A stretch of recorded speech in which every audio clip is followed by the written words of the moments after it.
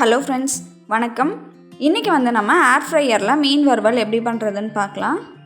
இது பண்ணுறதுக்கு நான் 10 பீஸ் மீன் எடுத்திருக்கேன். அடுத்ததாக ஒரு பவுலில் 1 டேபிள் ஸ்பூன் இஞ்சி பூண்டு பேஸ்ட் சேர்த்துடலாம், 1 டீஸ்பூன் உப்பு, 1 டேபிள் ஸ்பூன் கொத்தமல்லி தூள், 2 பிஞ்ச் அளவுக்கு மஞ்சள் தூள், 2 டீஸ்பூன் மிளகாய் தூள்,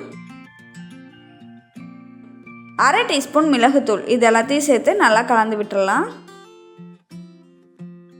அடுத்ததாக பாதி அளவுக்கு எலுமிச்சம்பழத்தோட சாறை இது கூட சேர்த்துடலாம். சேர்த்து இந்த மாதிரி நல்லா கலந்து விட்டுருங்க.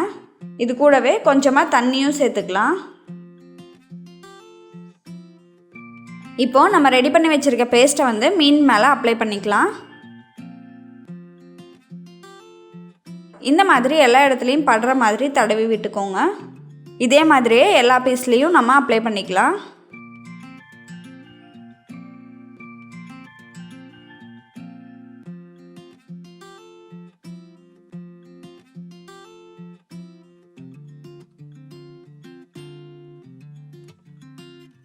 இதை அப்படியே 1 மணி நேரத்துக்கு வச்சுருங்க.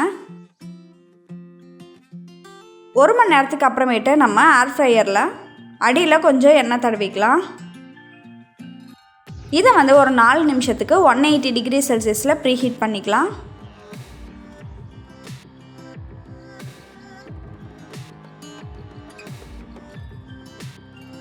இப்போ பாருங்கள், இதை ப்ரீஹீட் பண்ணியாச்சு.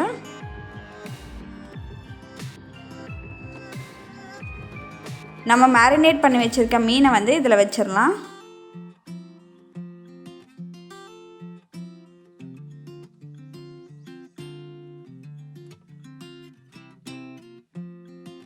இப்போது இதை நம்ம உள்ளே வச்சுட்டு 180 டிகிரி செல்சியஸில் ஒரு 10 நிமிஷம் கொடுத்துக்கலாம். இந்த ஏர் ஃப்ரையரோட ரிவ்யூ நான் ஏற்கனவே வீடியோ போட்டிருக்கேன். அந்த வீடியோவோட லிங்க்கை நான் டிஸ்கிரிப்ஷனில் கொடுக்குறேன், செக் பண்ணி பாருங்கள். சப்போஸ் நீங்கள் இந்த ப்ராடக்ட் வாங்கணும் அப்படின்னா கீழே டிஸ்கிரிப்ஷனில் லிங்க் கொடுத்துருக்கேன், அதை செக் பண்ணி பாருங்கள். 10 நிமிஷத்துக்கு அப்புறமேட்டு நம்ம ஓப்பன் பண்ணிவிட்டு மேலே கொஞ்சமாக எண்ணெய் அப்ளை பண்ணிக்கலாம். இப்போது இதை இன்னொரு சைடு திருப்பி வச்சிடலாம்.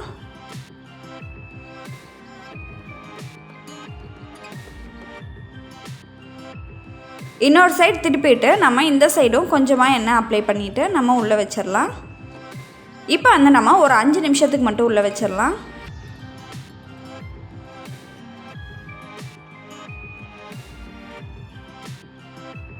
இப்போ பாருங்கள், நம்மளோட மீன் வறுவல் ரெடி ஆகிடுச்சு. இதே மாதிரியே நம்ம எல்லா பீஸையும் வச்சு எடுத்துக்கலாம்.